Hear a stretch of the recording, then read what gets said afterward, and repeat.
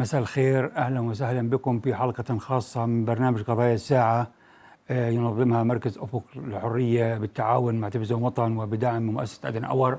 هذه الحلقة سنناقش فيها قطاع العدالة في فلسطين، ويسرنا في هذه الحلقة أن نستضيف الأستاذ المحامي فاتح حمارشة، قاضي سابق ومحاضر في جامعة بير زيت وأمين سر نادي قضاة فلسطين سابقا. أهلا وسهلا بك. أهلا بكم، أهلا بك دكتور، وشكرا لك على هذه الاستضافة ولجميع القائمين على هذا البرنامج. شكرا لك. كما تعلمون نحن الآن بعام 2022، وهذا العام هو مضى 20 عاما على قانون السلطة القضائية. هذا القانون الذي صدر ب 14/5/2002 في الفترة التي كان الشعب الفلسطيني يواجه الاجتياحات الإسرائيلية، وكان يؤكد في هذا الصدور على أهمية ودور القضاء واستقلال السلطة القضائية.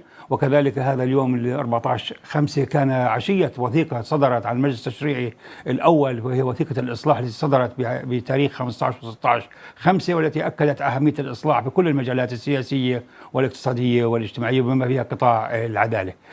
نحن بعد مرور 20 عاما على قانون السلطة القضائية، أين نحن الآن بموضوع قطاع العدالة؟ أستاذ فاتح تفضل. طيب، شكرا مرة ثانية. يعني فيما يتعلق بقانون السلطة القضائية لسنة 2002، هو لا شك أنه وهذا الموضوع قيل كثيرا من القوانين اللي متطورة جدا واللي فيها حماية حقيقية لاستقلال القضاء، سواء الاستقلال المؤسسي أو الاستقلال الفردي للقاضي.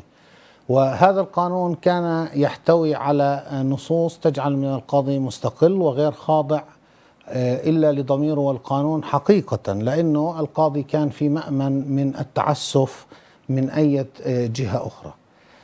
هذا القانون كان يتوائم مع مبادئ الأمم المتحدة بشأن استقلال القضاء لسنة 1985، اللي ضمنت أو ألزمت الدول الأعضاء بضرورة أن تكون القوانين أو قوانين التي تنظم الشأن القضائي تضمن مبدأ عدم قابلية القضاة للعزل، باعتباره هو المبدأ الأهم الذي يضمن الاستقلال الفردي للقاضي. وموضوع استقلال القضاء هو مرتبط ارتباط لا يقبل التجزئة بموضوع الحقوق والحريات وحماية الحقوق والحريات.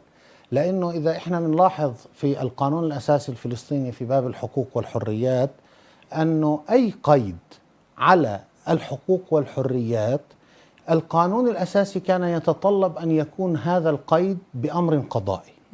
السبب في وضع هذه الصلاحية للقضاء دون غيرهم ليس لأن القضاة مميزون عن الآخرين أو مميزين عن الآخرين، أو أنه القاضي يعني له عقل مختلف عن الآخرين، لكن لأن القضاء أو القضاة محاطين بضمانات تجعلهم غير خاضعين إلا لضميرهم والقانون، وبالتالي القضاء لا يعتبر سلطة رئاسية. القاضي غير خاضع إلا لضميره والقانون، ومحاط بضمانات تمنع أي جهة أن تتعسف بحق هذا القاضي أو أن تعزله عن وظيفته أو أن تهدد استقراره وأمنه المعيشي. وبالتالي هذا الترابط بين الحقوق والحريات واستقلال القضاء هو ترابط لا يقبل التجزئة. لا يمكن أن تكون هناك حماية حقيقية للحقوق والحريات إذا لم يكن هناك استقلال حقيقي للقضاء، وهذا الاستقلال لا يتأتى بالمعنى الحقيقي إلا بضمان مبدأ دستوري، وهو مبدأ عدم قابلية القضاة للعزل. هذا المبدأ ماذا يعني هذا المبدأ؟ هذا المبدأ معناه أن القاضي عندما يتم تعيينه في الوظيفة القضائية يجب أن يكون عالما مدركا أن لا أحد يستطيع عزله عن وظيفته إلا بانتهاء المدة القانونية أو بوصوله سن تقاعد قانونية غير قابل للزيادة، لأن هذه الزيادة من شأنها أن تحمل ترغيب، وغير قابل للتنقيص، لأن هذا التنقيص أو التقليل من هذه المدة قد يحمل ترهيب، وكلاهما يؤثر على استقلال القاضي. وبالتالي هذا ما نص عليه مبادئ الأمم المتحدة بشأن استقلال القضاء، بأنه يجب أن يضمن القضاة المعينون بقائهم في مناصبهم إلى حين بلوغهم سن التقاعد في الأنظمة اللي بتأخذ بسن تقاعد، اللي هو مثل سن 70 أو 65. المهم أن يكون محدد وغير قابل للزيادة أو النقصان. أو الأنظمة الأخرى اللي زي الأنظمة التي تأخذ فيها المحاكم الدستورية اللي هي مدة 9 سنوات، كل 9 سنوات يتم تبديل القضاة وتغييرهم بآلية معينة، وبالتالي لا يجوز زيادة هذه المدة أو تنقيصها. هذا المفهوم الرئيسي لمبدأ عدم قابلية القضاء للعزل. وهذا المبدأ هو مبدأ عدم قابلية القضاء للعزل، هو ضمان لتحقيق الاستقلال الفردي للقاضي. وبدون الاستقلال الفردي للقاضي لا يمكن أن نحمي الحقوق والحريات، لأن القاضي سيكون مهدد ويعمل وهو خائف. هذه الضمانات بالإضافة إلى الاستقلال المؤسسي للسلطة القضائية، من حيث أن يكون إدارة الشأن القضائي منوطة بمجلس قضاء أعلى مشكل وفقا للقانون، من حيث أنه يجب أن يكون للقضاء موازنة مستقلة. كل هذه المسائل كان يكفلها قانون السلطة القضائية لسنة 2002، وزي ما حكيت حضرتك هو فعلا كان نتاج حقيقي لعملية إصلاح صادقة، لعملية إصلاح كان الهدف منها هو إعادة النظر في المنظومة بكاملها بما في ذلك قطاع العدالة، لأنه لا يمكن بالمعنى الحقيقي إصلاح قطاع العدالة بدون أن يكون القضاء تحديدا أو القضاة تحديدا غير خاضعين لأي سلطة رئاسية. لأنه إخضاع القاضي لأي سلطة رئاسية وتهديده بالعزل وغيره من الوسائل بصرف النظر عن المسميات، تقاعد مبكر، استيداع، تحت التجربة، كل هذه الوسائل التي يمكن فيها إزاحة القاضي عن منصب القضاء قبل بلوغ السن القانوني، أو طبعا لسبب تأديبي من خلال مجلس التأديب، هذه كلها وسائل غير دستورية وتتعارض مع فكرة استقلال القضاء والهدف من استقلال القضاء الذي هو حماية الحقوق والحريات العامة. يعني كما تم الإشارة، احنا الباب السادس اللي هو بالقانون الأساسي الفلسطيني بأن السلطة القضائية مستقلة وتتولاها المحاكم، وهي التأكيد عليها بالقانون الأساسي صحيح. اللي أجى لاحقا صحيح. طبعا تم إقراره هو ب 2002، احنا تم صدور القانون الأساسي كمان، و2003 تم تعديله صحيح. ولكن هذا القانون الأساسي أكد، وكمان أكد على موضوع أن القضاة مستقلين لا سلطة عليهم في قضائهم لغير القانون، وهي كمان صحيح. أكد عليها بالقانون الأساسي. من هون شو الإجراءات اللي الآن بنحكى أنه ممكن، خاصة يعني احنا بعد حالة الانقسام منذ عام 2007 حتى الآن، احنا يعني مضى فترة طويلة، يعني احنا قانون السلطة القضائية من 2002 ل 2007 5 سنوات فعليا بالوضع الطبيعي، وبعدها دخلنا بحالة صحيح. الانقسام اللي بنعيشها الوضع الفلسطيني صحيح. وأثرها على القضاء الفلسطيني. يعني مرة ثانية دكتور، يعني احنا بنرجع وبنكرر انه انت عندما نقول أن القاضي غير خاضع إلا لضميره والقانون، يجب أن تحيط القاضي بهذه الضمانات التي تجعله فعلا غير خاضع لضميره والقانون. عندما يكون القاضي مهدد بالعزل ومن وظيفته، هو هذا النص يكون من الصعوبة بمكان تطبيقه إلا إذا كان القاضي نفسه يعني بذاته يعني دون يعني أن يكترث لما سيؤول له وضع المعيشي، قرر أن يكون غير خاضع إلا لضميره والقانون. لكن بكل الأحوال مسألة قانون السلطة القضائية زي ما تفضلت حضرتك هو بقي مطبق لمدة 5 سنوات قبل الانقسام البغيض، وبعد الانقسام بقي قانون السلطة القضائي في الضفة الغربية معمول فيه حتى العام 2019 عندما تم تشكيل مجلس القضاء الأعلى الانتقالي بموجب قرار بقانون، والجميع كان أو الغالبية العظمى أجمعت أنه هذا القرار بقانون الذي شكل المجلس القضاء الانتقالي هو غير دستوري. ثم عدل أيضا قانون السلطة القضائية وقانون تشكيل المحاكم بموجب قرارات بقانون اللي هن 39 و40 و41 اللي هن متعلقات بتشكيل المحاكم وقانون السلطة القضائية وتشكيل المحاكم الإدارية. وهذه القوانين الثلاثة غيرت وجه القضاء الفلسطيني. القرار بقانون الذي عدل قانون السلطة القضائية أزال جميع الضمانات التي كانت موجودة لتحقيق الاستقلال القضاء سواء على المستوى المؤسسي أو على المستوى الفردي. وبالتالي في 2020 أو في بداية 2020 عندما تم تعديل قانون السلطة القضائية صار هناك ما يزيد عن 8 وسائل يمكن من خلالها لمجلس القضاء الأعلى أن يعزل القاضي بدون أن يكون القاضي عالما بأنه يعزل. يعني على التلفون بيتصلوا بيقولوا له أنت اليوم تقرر عزلك، دون أن يتاح له حق الدفاع عن نفسه، وبشكل مزاجي واعتباطي أحيانا، ودون أن يتاح للقاضي حق الدفاع عن نفسه، حق الدفاع اللي هو حق مقدس، بواسطة أحيانا للأسف لجان مشكلة على المقاس تعمل بطريقة يعني ترهب جميع القضاة. وبالتالي والمسألة لا تتعلق بالقضاء اللي يمكن أن يطالهم العزل،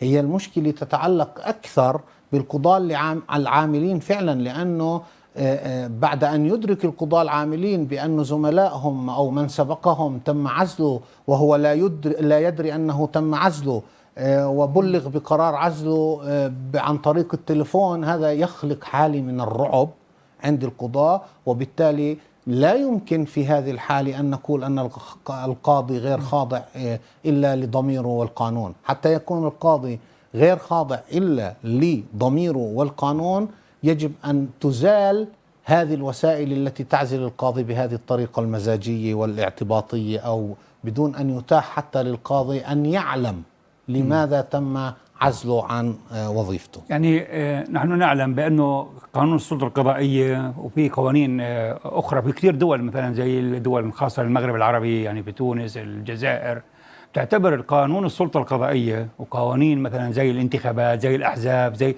بسموها القوانين الأساسية أو القوانين العضوية. صحيح. يعني بالجزائر بيستعملوا قانون عضوي، بمعنى هذه القوانين أصلا لا تقر من البرلمان بجلسة عادية، افترض أنه في أغلبية خاصة. صحيح. يعني بمعنى أنه بمعنى عدم المسها أو عدم التعديل عليها إلا بأغلبية. فنحن الآن نجري تعديلات على قانون السلطة القضائية بظل قرار بقانون، وهو صحيح. يعتبر من القوانين. صحيح.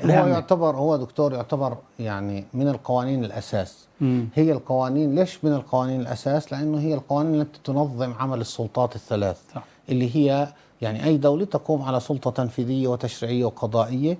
السلطة التشريعية هي يعني وجودها يعتمد على وجود قانون انتخابات، وأنت الأكثر معرفة في هذه الأمور أنه على قانون انتخابات يراعي تمثيل حقيقي للمجتمع. وقانون السلطة القضائية هو ينظم عمل سلطة من سلطات الثلاث، وهي سلطة الحكم والفصل في المنازعات. وبالتالي طالما أن هذه القوانين هي تنظم عمل سلطات من السلطات الثلاث، وبالتالي هي قوانين أساس، وبالتالي المساس فيها يجب أن يكون بأغلبية محددة للبرلمانات عندما يصار إلى تعديلها. وبالمناسبة أنت ذكرت أنه الباب السادس في القانون الأساسي نظم السلطة القضائية، وقانون السلطة القضائية إذا لاحظنا أسبق بوجوده عن القانون الأساسي. يعني عندما قرر القانون الأساسي كان قانون السلطة القضائية موجود. حتى المشرع لا يكرر نفسه في القانون الأساسي، أحال فيما يتعلق بعزل القضاة وتعيينهم وندبهم وترقيتهم، اللي هذه تشكل الضمانات استقلال القضاء، الضمانات الأساسية، أحال فيها على قانون السلطة القضائية اللي قائم. يعني المشرع الدستوري أو اللي يشرع القانون الأساسي أحالوا إلى قانون قائم فعلا، وذكروه بالاسم خلافا لما درج عليه باقي نصوص القانون الأساسي عندما كانت يعني مثلا تنظم مسألة، ينظم مثلا ديوان الرقابة المالية والإدارية بقانون، لا تذكر القانون. القانون السلطة القضائية ذكرته بالاسم وحددته تحديدا، وكأنه لا يريد تكرار ما ورد في قانون السلطة القضائية في القانون الأساسي، فأحال لهذا القانون، أحال لقانون حي موجود وذكره بالاسم، وكأن رفع هذه النصوص لتكون جزءا لا يتجزأ من القانون الأساسي الفلسطيني.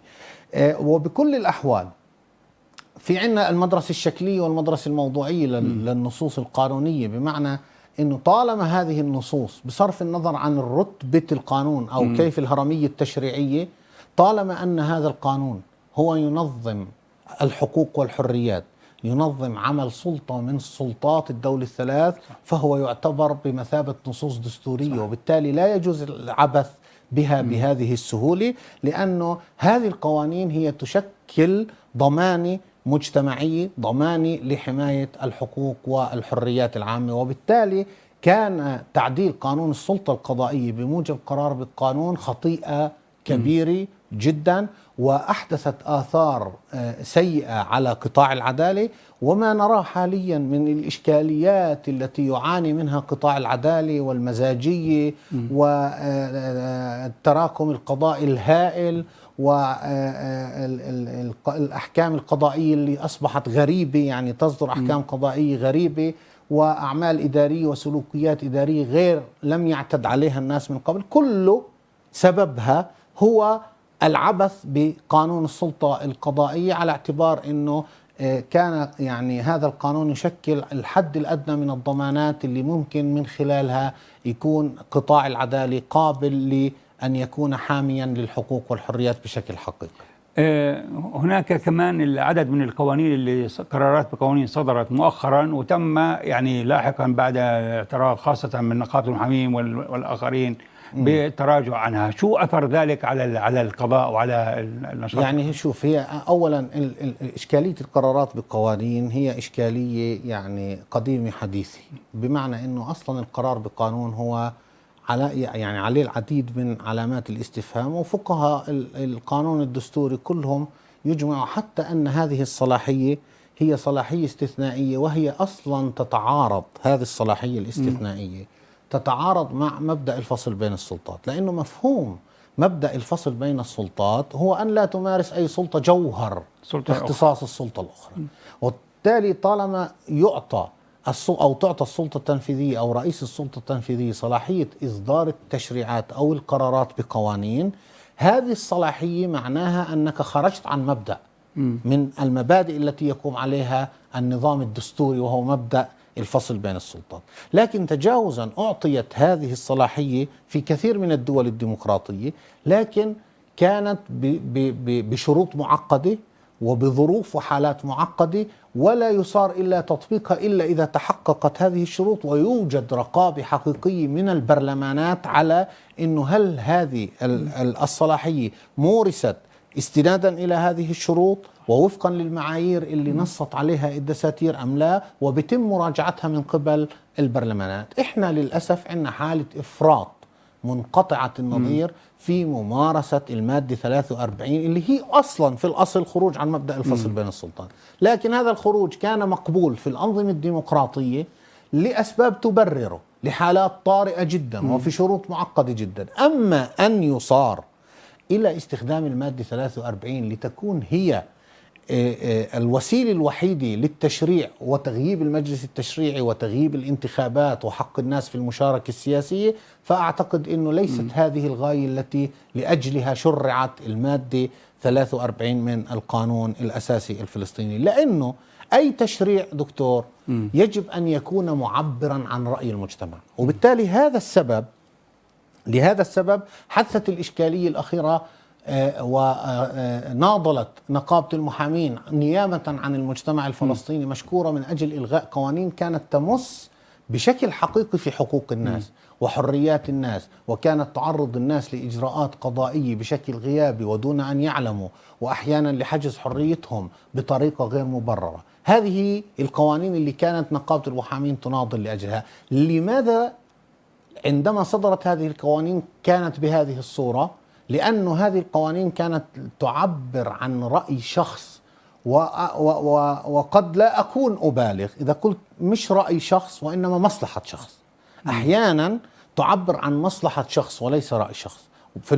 والأصل أن القوانين يجب أن تكون معبرة عن رأي المجتمع ومن خلال المجتمع، وأن تصدر من خلال المجتمع. وفي الآونة الأخيرة يعني حكينا، أنت لفتت انتباهنا دكتور قبل أن ندخل إلى البرنامج لمسألة ضريبة القيمة المضافة. ضريبة القيمة المضافة أيضا يتم التنسيب لفرض الضرائب والرسوم على المواطنين من خلال قرارات بقوانين.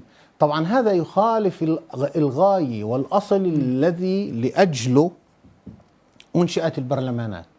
يعني في 1776 في الثورة الأمريكية فرضوا أحد أسباب الثورة الأمريكية أو أحد مطالب الثورة الأمريكية لا ضرائب دون تمثيل، لا ضريبة دون تمثيل، لأنه فرضوا ضريبة على الشاي اللي بيشربوه الناس، الشاي الحكومة فرضت ثار الناس وقالوا إنه يا عمي لا يجوز أن يفرض علينا الضريبة إلا من قبل الممثلين الذين إحنا نختارهم. وبالتالي هذا يعيدنا إلى ضرورة إجراء الانتخابات، وأنه الإصلاح المنظومي بشكل كامل، المنظومة السياسية ومنظومة العدالة ومسيرة التحرر. إحنا نطالب بحقنا في تقرير المصير، حقنا كشعب تحت الاحتلال بأن تكون لنا دولة مستقلة وديمقراطية وفيها تداول سلمي للسلطة وتحترم فيها حقوق الإنسان. هذا لن يتأتى إلا بإجراء الانتخابات، لأنه المفتاح لكل ذلك هو الانتخابات. حتى أن المفتاح للتحرر هو الانتخابات. طالما أنت سياسيا قررت أنه نحن في حالة توازن قوى لا يمكن أن نناضل إلا بالتمسك بالقانون الدولي والشرعية الدولية، يجب أن تظهر بمظهر يتيح لك أن تناضل بهذا النضال. يجب أن تكون متمسكا بقانونك الداخلي أولا قبل أن تتمسك في الشرعية الدولية. يجب أن يكون هناك تداول سلمي، حق الناس في المشاركة السياسية، حق الناس في اختيار ممثليهم، حقهم في الانتخاب وحقهم في الترشح. كل هذه الحقوق الدستورية وحماية الحقوق والحريات، وأن يكون هناك قضاء عادل ونزيه وليس وقوانين تعبر عن رأي المجتمع ولا تعبر عن مصالح أفراد بعينهم. هذا كله لن يتأتى ولا يمكن له أن يتحقق. مفتاح ذلك كله هو سرعة إجراء الانتخابات، على اعتبار أنها هي مطلب لكل الفصائل والأحزاب والمجتمع المدني وجميع المواطنين. طالما لا يوجد انتخابات، طالما أن حق الناس بالمشاركة السياسية مصادر، بالتالي لا يمكن الحديث عن إصلاح جدي وحقيقي لمنظومة العدالة أو للنظام السياسي برمته. طبعا رجعنا لموضوع اللي هو قرار المحكمة الدستورية. بنعرف احنا المجلس التشريعي بعد انتخاباته ب 2006 خلال أقل من سنة أصبح مجمد، يعني من 2007 2010 انتهى مدته، 2018 انحل بقرار المحكمة الدستورية. صحيح. ولكن بقرار المحكمة الدستورية كان في إشارة وتأكيد على أن تجرى الانتخابات خلال 6 أشهر، ونحن الآن نتكلم عن 4 سنوات. صحيح. ما العمل بعد ذلك؟ أنا بصراحة دكتور لا يعني لست من مناصري الاستناد إلى قرارات المحكمة الدستورية، لأنه باعتقادي أنه إذا إحنا بدنا نتمسك بقرار المحكمة الدستورية بخصوص حل المجلس التشريعي على اعتبار أنها هي تدعو كما جاء في قرار تدعو، والمحكمة لا تدعو، المحكمة تقرر الرئيس لإجراء الانتخابات خلال 6 أشهر. إذا أردنا التمسك بهذه الجزئية كأننا نقرر الجزئية الأولى وهي حل المجلس التشريعي، وهذا أصلا غير صحيح. ولا يوجد في أي دول العالم محكمة بتحل الشعب. المجلس التشريعي هو ممثل الناس، ممثل الشعب، ممثل مجتمع فلسطين، وبالتالي ما في محكمة بتقرر حل المجلس التشريعي. وبالتالي يعني أداء المحكمة الدستورية هو يعني تعرف أنه أداء غير مرضي، وهي يعني للأسف يعني أصدرت قرارات كانت محل جدل كبير، ولأنها هذه القرارات حملت في طياتها شرعنة لكثير من الخروج عن أحكام القانون الأساسي. حق الناس في الانتخابات ليس مصدره قرار المحكمة الدستورية وليس قرار، هو دعوة. هي لم تجرؤ أن تقرر أصلا. المحكمة حتى أنها لم تجرؤ أن تقول نقرر إجراء الانتخابات خلال 6 أشهر. هي قالت نقرر حل المجلس التشريعي، تجرأت على ذلك، ولكنها عندما وصلت إلى حق الناس في الانتخابات والمشاركة قالت ندعو السيد الرئيس لإجراء الانتخابات خلال 6 أشهر. المحكمة لا تدعو، المحكمة تقرر. مع العلم عدد كثير من الدول يعني زي الكويت الآن عندهم انتخابات الشهر القادم، الأردن يعني حتى إذا حل البرلمان يجب تجرى انتخابات خلال 4 أشهر، وإذا لم تجرى يعود البرلمان السابق كانوا يعني إجراءات عشان يعني هاي انحطت في الدستور من أجل حماية الحق إنه ما يصير في عدم يعني فراغ لأنه لا يوجد مدة زمنية محدودة. لا يوجد دولة في كل دول العالم بتقول أنها هي دولة تقوم على مبدأ الفصل بين السلطات بيكون ما في عندها برلمان أو مجلس تشريع أو ممثلين للشعب بصرف النظر عن المسمى. وبالتالي احنا مصدر الناس نرجع نقول في مصدر حق الناس بالترشح والانتخابات والحق في المشاركة بالحياة السياسية كما سماه القانون الأساسي، مش مصدره دعوة المحكمة الدستورية بين قوسين إلى الإجراء الانتخابات هو مصدر طبيعي، حق طبيعي للناس أن تختار ممثليها. لا يوجد ديمقراطية حقيقية لا يوجد فيها انتخابات دورية، لا يوجد ديمقراطية حقيقية لا يوجد فيها تداول سلمي للسلطة.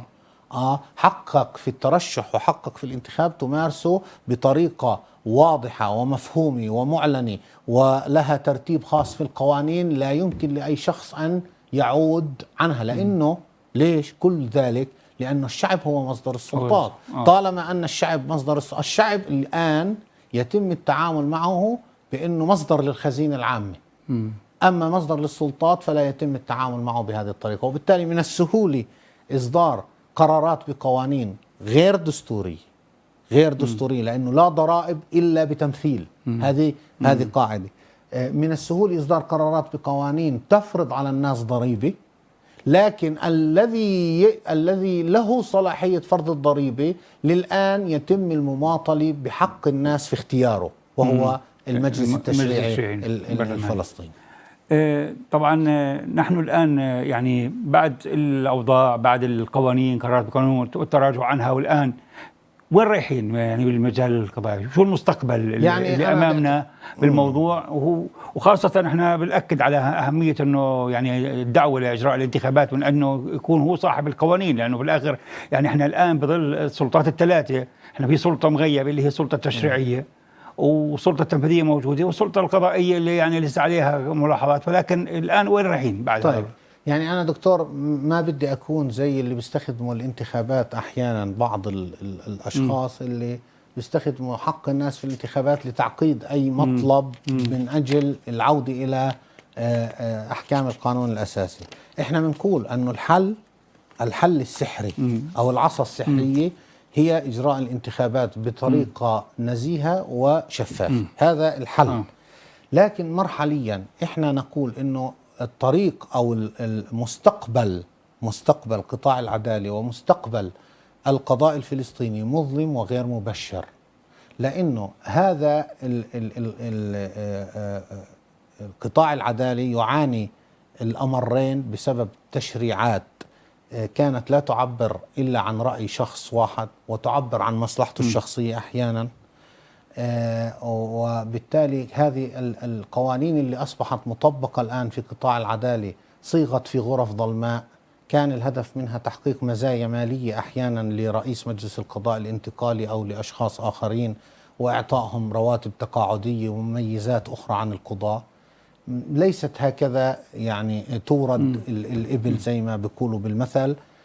قطاع العدالة حتى يكون يعود إلى يعني وضعه الصحيح يجب إلغاء جميع التشريعات المتعلقة بقطاع العدالة التي صدرت من العام 2019 حتى يومنا هذا، العودة إلى القانون السلطة القضائية وقانون تشكيل المحاكم النظامية وقانون أصول المحاكمات والقوانين الإجرائية كلها. وبالتالي ثم إجراء الانتخابات وأي إجراء تطويري تحتاج قطاع العدالة مستقبلا، وهو ممكن وواقع. ما في أي يعني عمل مؤسسي لا يحتاج إلى التطوير الدائم، لكن هذا التطوير يجب أن يكون من خلال الجهات المختصة، من خلال مجلس تشريعي منتخب وبجلسات استماع حقيقية تراعي يعني يتم من خلالها معرفة الاحتياجات الحقيقية لتطوير قطاع العدالة. بدون ذلك سيبقى يعني قفزات في الهواء لا معنى لها، ويعني أحيانا يكون الهدف المعلن هو أهداف نبيلة، لكن في الواقع والتطبيق العملي والإجراءات هي مسائل خطيرة جدا تؤثر على حقوق الناس وعلى حرياتهم، وأدت في الواقع يعني ما بيحتاج انه انا اجي اقول او انه الدكتور طالب يقول او اي حدا.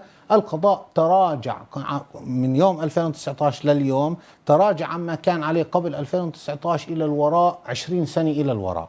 وبالتالي ايش السبب هذا؟ انه الكل يلمس انه القضاء تراجع تراجعا ملحوظا، انه دائما الاعتماد على القرارات بقوانين غير المدروسة والتي لا تعبر عن رأي الناس وتعبر عن شخص واحد زي ما كررناها أكثر من مرة. يعني في ظل حالة الانقسام اللي بيعاني منها الشعب الفلسطيني، انقسام بين ضفة وغزة، وبالقضاء كمان الانقسام. شو الآفاق اللي ممكن تكون للمستقبل لتوحيد يعني القضائي، وخاصة بعتقد أنه يعني القضاء كيف نحاول يعني يكون مؤسسة يعني حتى لو كان في انقسام صحيح بالقضايا الأخرى كيف يتحافظ على القضاء صحيح بأنه صحيح. يكون هو شوف، كمؤسسة احنا موحدة. دكتور، احنا ما بدنا يعني نقع بما ننتقد.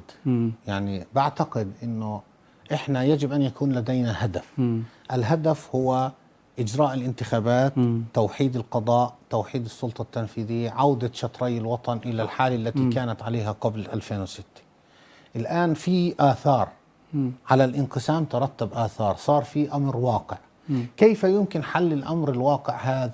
يجب أن يكون في هناك حوارات وجلسات من أجل الوصول إلى طريقة تضمن حقوق الناس، لأنه بالنهاية في النهاية يعني أي لو سميت عدالة انتقالية أو لو سميت تصويب أو لو سميت توحيد أو بصرف النظر عن المسمى، الهدف الرئيسي يجب أن يكون حماية حقوق الناس وحرياتهم، وخلق منظومة سياسية قادرة على حماية هذه الحقوق، وخلق منظومة عدالة قادرة على تحقيق العدالة فعلا. الآلية احنا الهدف توحيدها، لكن الآليات هذا يجب أن يخضع لنقاش مجتمعي من قبل خبراء قادرين على وضع يعني معرفة الأمور تفاصيلها اللي موجودة في الضفة الغربية وكذلك اللي موجودة في غزة، ووضع آليات حقيقية يمكن من خلالها معرفة الطريقة المثلى لإعادة الحالة إلى ما كانت عليه قبل العام 2006 دون أن يتضرر أي مواطن أو تنتهك حقوق أي مواطن. كمحامي بحب أسألك يعني الآن بعد النتائج التوجيه الأخيرة والنجاح عدد كبير من الطلبة يتوجهوا لكليات الحقوق، شو اللي ممكن تنصح بهذا الجانب، خاصة يعني نعتبر هذا الموضوع قطاع مهم باعتقادي انه يعني انا قطاع المحاماة مهم، وبعتقد انه المحامي المتمكن يعني يختلف وهو ضمانة حقيقية لموكليه. وأنا بالتالي إذا كان لي رسالة بوجه إنه للجامعات بأن يكون القبول لدراسة الحقوق أو القانون من يعني شخصيات تعتبر نخبة، مش لأنه هي المهنة، لأنه العمل المكلف بالمحامي هو عمل خطير مش سهل. أحيانا تضيع حقوق وبسبب خطأ من المحامي، قد يكون خطأ جسيما أحيانا، وقد يكون خطأ عادي بسيط تضيع في حقوق الناس. وبالتالي ويجب على كليات القانون في الوطن إنها تحسن اختيار الطلبة، ويجب أيضا أن تكون نوعية التعليم القانوني يعني فيها يعني إعادة نظر، بحيث أنه يكون في هناك إعطاء فرصة أكبر لتدريس النظام الدستوري معناه الحقيقي، الحقوق والحريات، لأنه هذه المواضيع اللي هي لها علاقة بالحقوق والحريات والنظام الدستوري ما بتأخذ الحجم اللي لازم تأخذه في الخطط التدريسية اللي معمول فيها في كليات القانون. يعني لو مثلا فكرنا بتفكير أوسع، يعني في بعض أنظمة بدول برا يعني مش ضروري بتعتمد حتى الطلبة اللي بيتم اختيارهم بيتم عمل امتحان لهم قبل ما يدخلوا الجامعة، مش يعني لا تعتمد فقط على المعدل. يعني شو ممكن تعمل آليات معينة؟ طبعا هذا يعود، هي شوف نقابة المحامين برضو اليوم يعني عم تعمل بعض امتحانات لقبول في التدريب، وكذلك امتحانات لمنح إجازة المحاماة، لكن بعتقد انه هذا زي ما بقولوا متأخر شوي، لانه بيكون الطالب درس وحصل على شهادة البكالوريوس، وبالتالي يعني بده جهة تستوعبه، واصبح يعني له حق اذا صح التعبير بانه يدخل الى التدريب. احنا نتحدث عن ما قبل ذلك، عن دور كليات القانون بانه يكون اختيار الطلبة بطريقة تضمن بانه الطالب فعلا عندما يتخرج سيكون قادر، اذا كان محاميا سيكون محاميا أمينا وقادرا ولديه معرفة قانونية عالية، وكذلك إذا كان قاضي أن يكون قادر على أن يكون قاضي برضو مهني ولديه قدرات قانونية عالية. فبالتالي يعني بعتقد أنه الأسبق هو دور كليات القانون. يعني هو سؤال طبعا أخير حول نادي القضاء الآن، يعني ما هو المستقبل تاع النادي بعد يعني نادي القضاء بعتقد أنه في الفترة الأخيرة أيام مجلس القضاء الأعلى الانتقالي مورس ضده ضغط كبير هائل، وطولب من أعضاء الهيئة الإدارية وتم ممارسة الضغط عليهم من أجل تقديم استقالاتهم من الهيئة الإدارية من قبل المجلس الانتقالي، وتعرض لضغوط كبيرة. وأنا كنت في ذلك الحين أمين سر نادي القضاء، وحتى أن القضاء اللي لم ينصاعوا لأوامر الاستقالة تم اتخاذ إجراءات بحقهم وضدهم من قبل المجلس الانتقالي أو رئيس المجلس الانتقالي. اليوم النادي معطل، وهذا يعني شيء مؤسف، وهو زي ما حكينا من مبادئ الأمم المتحدة أن يكون صح. بشأن استقلال القضاء أن يكون للقضاء نادي يدافع عن حقوقهم ويحميهم، ويعني برضو له دور عام في حماية الحقوق والحريات في الرقابة على العملية التشريعية وإبداء رأيه في مشاريع القوانين.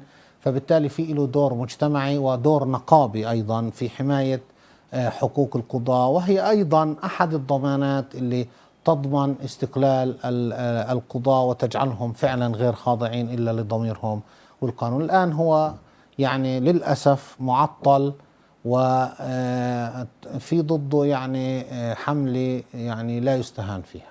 طيب أستاذ فاتح، يعني كلمة أخيرة بنهاية البرنامج طبعا. يعني أنا بقول إنه الكلمة الأخيرة هو اللي حكينا قبل شوي دكتور طالب، إنه يعني بعتقد إنه العصا السحرية من أجل إصلاح المنظومة السياسية هي إجراء الانتخابات، ولكن ليست المطالبة بالانتخابات وهي مطالبة دائمة وحاضرة دائما في أي يعني في أي مسألة تطرح تجد أنه المسألة الحاضرة دائما هي مسألة الانتخابات، لكن لا يعني ذلك أنه إصلاح منظومة العدالة في الضفة الغربية متوقف على إجراء الانتخابات. لا، يمكن ذلك بالتراجع عن كل ما جرى من العام 2019 حتى اليوم من تشريعات تتسم جميعها بعدم الدستورية. طيب في نهاية هذا البرنامج لا يسعنا إلا نشكر الأستاذ المحامي فاتح عمارشة، شكرا لك على هذه الحلقة، ونتمنى لك لقاءات أخرى إن شاء الله في المستقبل. أهلا وسهلا بك. شكرا جزيلا مشاهدينا لهذه الحلقة، إلى حلقة أخرى الأسبوع القادم. شكرا.